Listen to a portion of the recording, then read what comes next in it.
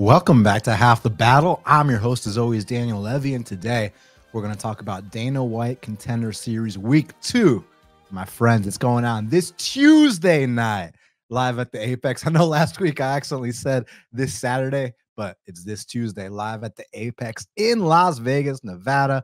We got 10 prospects fighting for a UFC contract. The first week of Contender Series was absolutely lit, and now we're about to find out if the second week can produce the same kind of results. So without further ado, let's get down to business.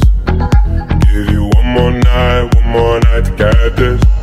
We've had a million nights just like this. So let's get down to business.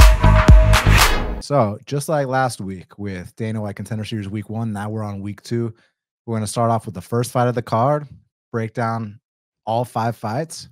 And first up in the bantamweight division, we got a matchup between Billy Brand, he's 5-1, taking on Cody Haddon, who's 6-1. Currently, they got it Cody Haddon -155. The comeback on Billy Brand is +125. But what I want to point out is that Billy Brand actually opened a -185 favorite, and a lot of actions come in, flip the line. Cody Haddon, he's from down under. He's from Australia. Billy Brand from the U.S., fighting out of Team Alpha Male. I like this matchup a lot. You notice both guys only have 1 L. Well, Billy Brand's only L is to Peyton Talbot. Cody Haddon's only L is to Steve Urseg. So right away, it's like, oh, yeah, these guys are real prospects, and one of them is probably going to get a UFC contract. I'm a big fan of this kid, Billy Brand. You guys have to pull up his fight with Peyton Talbot. I mean, they went toe-to-toe for 3 straight rounds, and it was an early stoppage, man. Like, Frank Trigg was the ref for that fight. I don't know what his deal was, but, like, he literally stops the fight mid-combination. Like, Billy Brand's throwing a combo back at Peyton Talbot, and Frank Trigg just stops the fight. Like, Peyton was definitely winning and definitely taking over, but Billy Brand showed a lot in that fight. Firstly, he was at a big height disadvantage. You know, he's only 5'6", and you guys know Peyton Talbot, one of the taller bantamweights. What's Peyton Talbot, like 5'10"-ish, 5'9"-ish? Yeah, 5'10" with a 70-inch reach, allegedly. I think he's more like 5'11". And this dude, Brand, was straight up banging with Talbot. Like, he was losing, but, like, he had some very good moments. Like, he did better against Talbot than any of the guys in the UFC have so far. Like, and I'm talking about on the feet. I'm not saying this guy, oh, he took him down 1 round, held him down, and then he got picked apart. I'm saying, like, on the feet, this dude was competing with Peyton Talbot really, really nicely. He kind of reminds me, y'all remember when Lando Venata first came to the UFC, when he fought Tony Ferguson on short notice? But what was the issue with Lando? The issue with Lando was he doesn't have the best gas tank. Well, this kid, Billy Brand, he's got that kind of groovy, kind of swaggy style like Lando, but he's got gas for all 3 rounds. So there's a lot to like about him. He walks kind of with his hands down. He'll spin. He slips and rips. He's got a lot of really nice techniques to his game, and he's very fun to watch, and he's exactly what the UFC are looking for. So I'm excited about this kid, Billy Brand. And on the other side with Cody Haddon, so the thing about Haddon is I'd say he's the more physical and more athletic guy. Like, if you've never watched either guy fight and you just see both of their physiques, I mean, Haddon definitely looks like the better athlete, looks like the stronger guy. But, man, I do have questions about his level of competition besides the Steve Urseg fight. But even in that fight, Steve Urseg's a flyweight, man. And Steve Urseg was taking this dude down way too easily. I know in that second round, Cody Haddon had an answer for Steve Urseg. And like I even told y'all last week, when I picked Kai Kara-France, I said Steve Urseg might be a bit overrated. And in that first and third round, Steve Urseg was throwing Cody Haddon around. Cody is a weight class above him. That was not a good look, man. I think there's big questions about his ground game. And then I mean, it's not that there's questions about his ground game. It's that there's questions when he reaches higher levels. And obviously both these guys want to make it to the UFC. And I'm worried that Haddon needs a little bit more work on his regional scene. I think here that Billy Brand's a bit too slick for him. It's just a matter of, can Cody Haddon use that physicality to kind of neutralize a guy like Billy Brand? And also, I mean, it used to be 4-ounce gloves. I believe now it's 3-ounce gloves. I mean, you land clean on the button, anyone can go out. But yeah, I just see Billy Brand being a bit smoother, just having more finesse, being more natural with it. And for that reason, I'm going to pick Billy Brand to upset Cody Haddon in the first fight of the night. Now, next up in the middleweight division, we got a matchup between Cam Rowsten. He's 8-2, taking on Torrez Finney, who's 8-0. Currently, they got it. Torrez Finney minus 370. The comeback on Cam Rowsten is plus 295. So shout out Torrez Finney. He's from Macon, Georgia. You know, not too far from where I'm from, but for some reason he never fought in the NFC, man. He always fought right around the area. Like he fought in Valor, in Icon, and Aries, and all this stuff, but he never fought in the NFC. But Torrez Finney is a powerhouse, man. He's only about 5'8", but he fights at middleweight, and kind of reminds me of like when y'all remember when William Knight was first coming up. And I'm not talking about William Knight that had the mental issues and refused to throw. I'm talking about when William Knight first came into the UFC, and like the technique wasn't the prettiest, but like the dude just had such raw, this guy just had such raw power, athleticism, and explosiveness. Like that's exactly what Torrez Finney has, man. I mean, he can pick you up and slam you. He can one hit quit you. It's just about when you get to the UFC level. Like this guy came on Contender Series before, and Dana told him like, hey man, like I'd be doing you a disservice bringing you into the UFC right now. What that means is that the guys at the UFC level are probably going to kill this guy, because you can't just be a jacked athletic guy in the UFC. You got to also have technique too. I say that, look at Dricus, but look, Dricus has technique too. Don't, it might not look pretty, but Dricus has a very good technique. Torrez needs to kind of shore up the technique a little bit, but he had one fight outside the UFC, I mean, outside Contender Series, and he killed the guy in a way where it was like uncomfortable. He face planted him, and it's like, all right, yeah, like we got to bring you right back in, my man. And then on the other side with Cam Rowsten, you know, he's I believe he's a guy from, I thought he was from City Kickboxing. On Tapology, it says he's from Training Grounds, whatever that means. But like when I was watching some of his regional fights, the commentators were saying he's a City Kickboxer. But anyways, what I basically gather from Cam Rowsten, so he's 6'2" at middleweight. So obviously he's going to have a huge height advantage, 5'8" versus 6'2". But the way I kind of view Cam Rowsten is like, if like you had to create a fighter from City Kickboxing, right? And, you know, you get Izzy Adesanya, you max out the stats to the 90s. You get Kai Kara France, you max out the stats. You get Dan Hooker, you know, you somewhat elevate the stats. Like this dude, Cam Rowsten, it's like a create a fighter blank, and like every rating is at 70. That's kind of how I view this guy. He's just average. He's just nothing special. I mean, there is a way to win this fight. I mean, you keep this guy on the outside, pick him apart, make him pay for his sloppiness. Yes.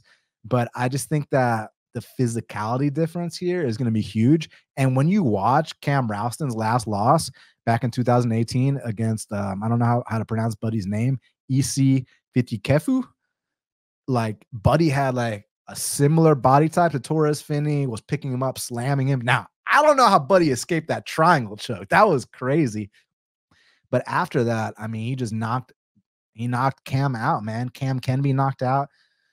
Cam can be taken down. Cam can be out physical. But again, Cam's path to victory is keeping this long, keep it on the outside, and use your long man tools. Start feinting the knees, start feinting the long range strikes, the uppercut, make this man hesitant to close the distance on you.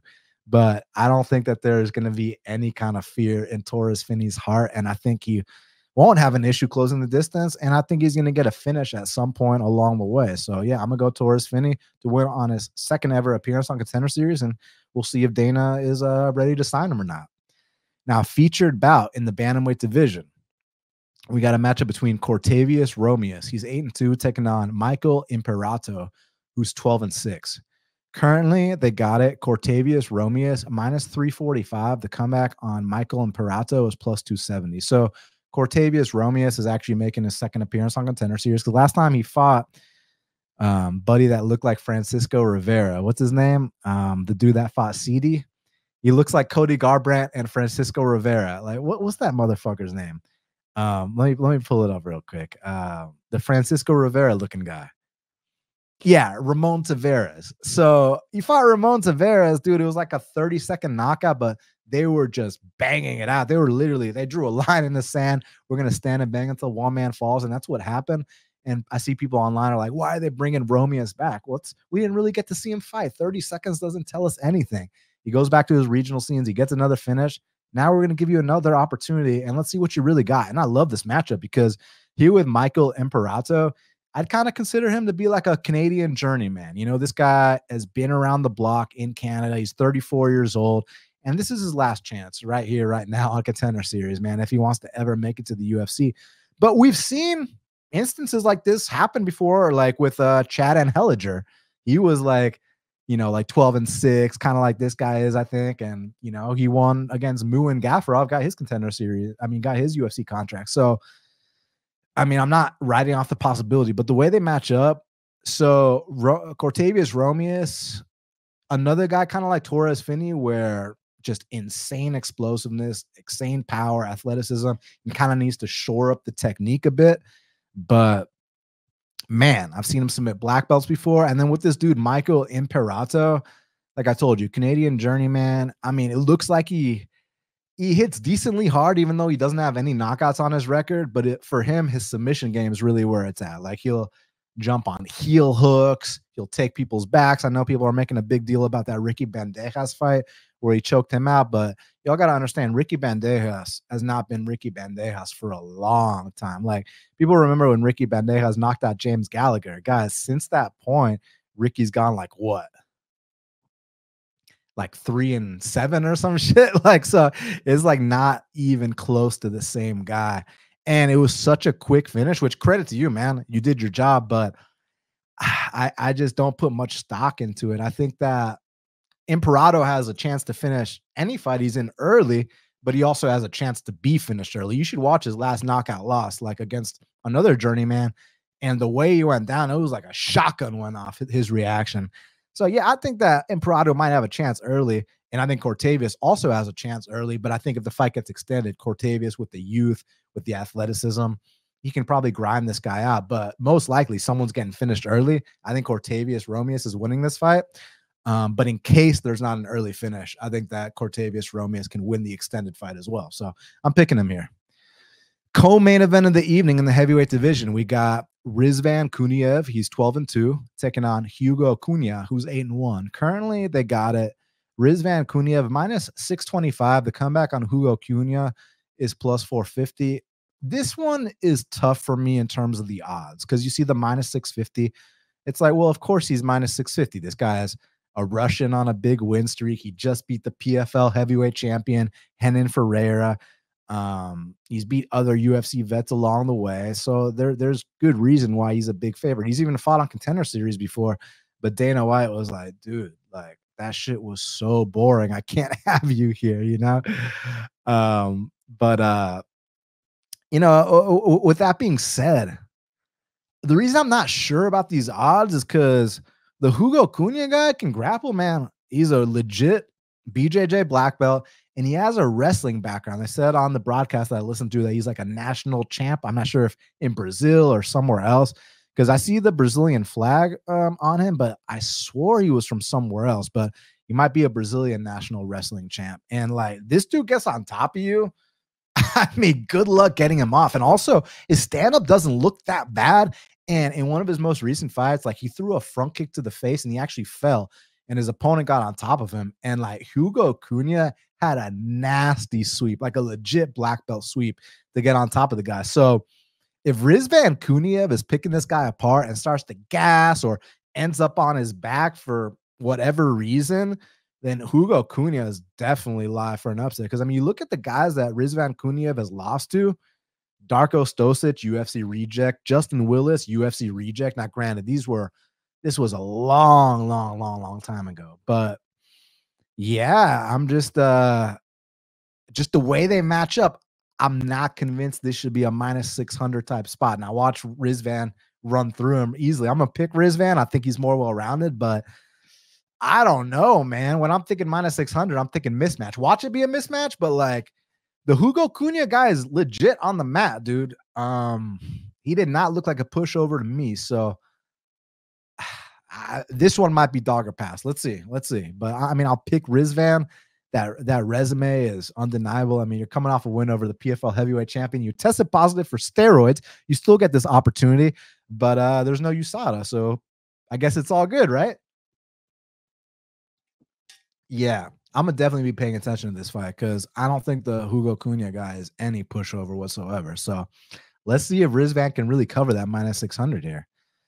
Now, main event of the evening in the welterweight division, we got a matchup between Andreas Gustafsson. He's 10-2, taking on Pat Pytlik, who's 9-1. Currently, they got it. Andreas Gustafsson minus 270. The comeback on Pat Pytlik is plus 270. So Andreas Gustafsson is an exciting guy. He's like a modern day, I don't want to call him a bar brawler because that's really disrespectful, but like the guy likes to get up close. He likes to fight in a phone booth and he likes to go to war. And that's exactly what the fans are trying to see. On the other side, you can say similar things about his opponent, Pat Pytlik. He also likes to go to war, but man, Pat has an L that he took recently that I just cannot get over. Like, he got submitted by Jake Lindsay, the librarian. Y'all old school UFC fans know exactly who Jake Lindsay is. Jake the Librarian Lindsay was one of the biggest bums back when he was in the UFC in his prime. And now way past his prime, he's out here submitting this guy in the main event of Contender Series. I don't know, man. That is not a good look, no matter how, no matter which way you put it. Having a finished loss in this day and age to Jake Lindsay is not a good look, man. And with Andreas, there's things you got to be worried about. He likes to brawl, and there's a lot of scar tissue. He's the kind of guy that could be susceptible to like a cut stoppage or something like that. And also his opponent, Pat, is a super tall dude, man. Pat is, it says he's 6'1". I think he's a little bit taller than that, man. He's one of these long guys, but he's not the most athletic. He's not the most physical. And he likes to fight at the range that Andreas Gustafsson likes, which is up close. I think that if Pat can keep this long and not let Andreas get in that clinch, then Pat has a chance. But I think Andreas is going to rough this guy up, pin him up against the fence, roughneck him, cut him up, mix in takedowns, and win this fight. Possibly get a contract too. So I'm going to go Andreas Gustafsson to win the main event. So now we got to talk about the fight to watch and the fighter to watch. So what is the fight to watch for Dana White's Contender Series Week 2? Man, I think the fight to watch is actually the first fight of the night. Once again, just like last week with Kavanaugh and Ho, I think this week it's Billy Brand and Cody Haddon. You're talking about two guys. Their only losses are Peyton Talbot, who people consider to be a future champ, and Steve Erceg, who fought for a UFC title already. And the way these guys are handling their other opponents, I mean, clearly these two are hungry for a UFC contract. They're showstoppers. And I have a feeling the winner of this fight is going to be a UFC fighter come Tuesday night. Now, who is my fighter to watch? I mean, I'm going to have my eyes on that co-main event because I want to see if that Hugo Cunha guy is really a +4 something dog like it says. Like, I have a feeling that might be a bit closer. But my fighter to watch is actually Cortavious Romious. I feel like he didn't really get to show what he's got in his Contender Series fight last time against Ramon Taveras. Man, I felt like he just got caught pretty early. And now I think we're going to get to see a little bit more. He might win early, but if it gets extended, you're going to get to see a lot of really cool, fun, explosive techniques from this guy. And he's a hell of a finisher. And I think he's going to be a fan favorite too. He's got a hell of a personality too. So for that reason, Cortavious Romious is my fighter to watch. Well, my friends, we did it. It's going down Tuesday night at the Apex Contender Series Week 2.